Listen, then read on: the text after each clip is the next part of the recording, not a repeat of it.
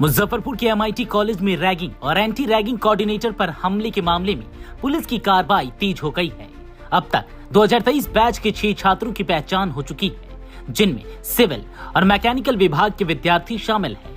वहीं 2024 बैच के कुछ छात्रों के नाम भी सामने आए हैं। घटना के बाद सोमवार को नगर DSP विनीता सिन्हा और बरहमपुरा थाना पुलिस कॉलेज पहुंची और छात्रों से पूछताछ की। जांच में CCTV फुटेज भी खंगाले जा रहे हैं। कॉलेज की प्राचार्य डॉक्टर M के झा ने छात्रों को अनुशासनहीनता पर कड़ी चेतावनी दी है।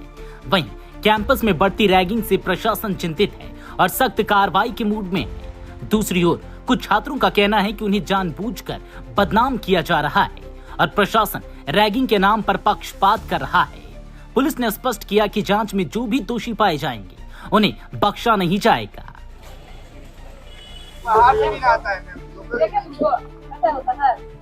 मम्मी को पढ़ा रहा है, ऐसा नहीं होता है। आपके बताया जाके पढ़ो।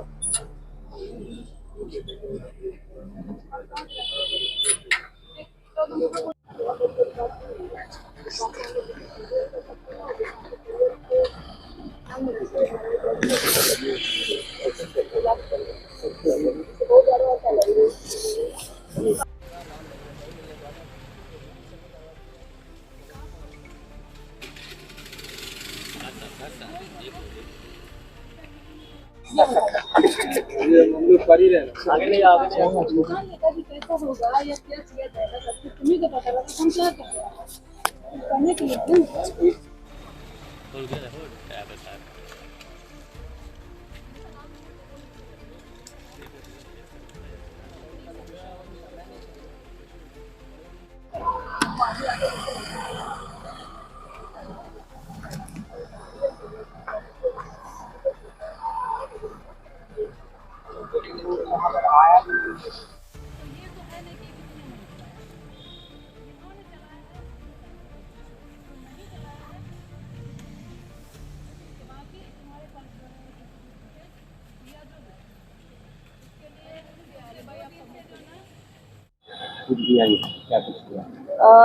देखिए, यहाँ पे एंटी रैगिंग की आज बैठक हुई है MIT में, जिसमें जो कॉलेज के फैकल्टीज़ हैं और पुलिस प्रशासन के लोग और कुछ मीडिया के भाई बंधु सभी के द्वारा इसको अटेंड किया गया। स्टूडेंट रिप्रेजेंटेटिव्स के साथ अटेंड किया गया है ताकि जो यहाँ पर रिसेंट में कुछ शिकायतें आई हैं उसका निराकरण हो सके, उस पर एक कंसेंसस बिल्ड हो पाए कि क्या किसको क्या परेशानी हो रही थी।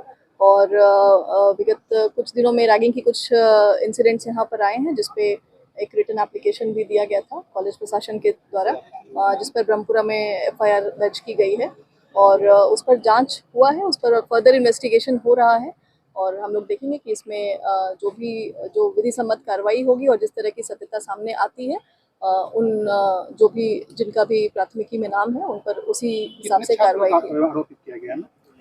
6 पर प्राथमिकी वो नामजद उन पर 6 पर किया गया है, उसके अलावा अन्य लोगों पर भी है। तो सभी पर हम लोग इस पे डिटेल्ड इन्वेस्टिगेशन कर रहे हैं कि किस तरह से उनकी संलिप्तता है घटना में या कितना वो इन्वॉल्व हैं इस चीज़ में। इस पे एक थरो इन्वेस्टिगेशन होगी और उसके बाद विधि सम्मत कार्रवाई की जाएगी। को बहुत दबाव दिया जा रहा है। एडमिनिस्ट्रेशन हम लोगों का बात नहीं सुनता है, जो मन में आता है वो करता है। बहुत सारा इनलीगल तौर पर बात करते हैं वो सर जो है विपुल सर, गाली गलौज करते हैं, अभद्रता का प्रयोग करते हैं, डिसरिस्पेक्ट करते हैं। हम लोग भी 18+ हैं, हम लोगों को दबाया जाता है, बोला जाता है। रैगिंग की जो बात है उस पे क्या है? रैगिंग यहाँ पर हम लोग फाइनल ईयर के स्टूडेंट हैं। आप लोग H1 चल के देखिए, जो फर्स्ट ईयर का हॉस्टल है उस हॉस्टल को चल के देखिए। हॉस्टल पूरे तरीके से पैक है, चारों तरफ से कैंपस को बाउंड्री उठाया गया हुआ है। बाउंड्री से कैसे बच्चा आ सकता है बाहर? 3 गेट लगा हुआ है। ऊपर से प्रोफेसर ऑन ड्यूटी रहते हैं, तो कैसे बच्चे आ रहे हैं? तो प्रोफेसर की जिम्मेदारी है ना ये। CCTV कैमरा है। ऊपर से क्लास में प्रोफेसर अभद्र बात का यूज कर रहे हैं, लड़की को कुछ बोल रहे हैं, आपको किसी को भी कुछ बोल रहे हैं। बीते कुछ दिन रात पहले जो प्रोफेसर के साथ उनके गाड़ी का जो तोड़फोड़ की गई, वो बच्चों पे आरोप है। नहीं, इसका भी है।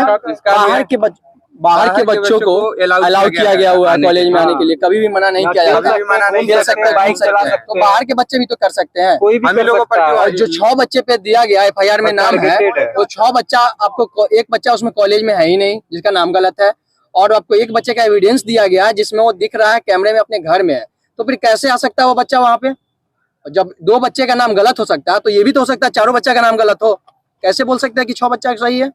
और रैंडमली उठा करके दिए, 2 ब्रांच से दिए, जो कि 2 ब्रांच में पढ़ाते हैं, मैकेनिकल और सिविल इंजीनियरिंग। खासकर से बैकवर्ड कास्ट को टारगेट किया जा रहा है। यहाँ तक वो अगर फांसी लगा लेंगे, कुछ कर लेंगे, हम लोग डिप्रेशन में है, वो अगर कुछ कर लेगा तो क्या होगा? इसका जिम्मेदारी क्या पुलिस प्रशासन लेती है या कॉलेज लेगी?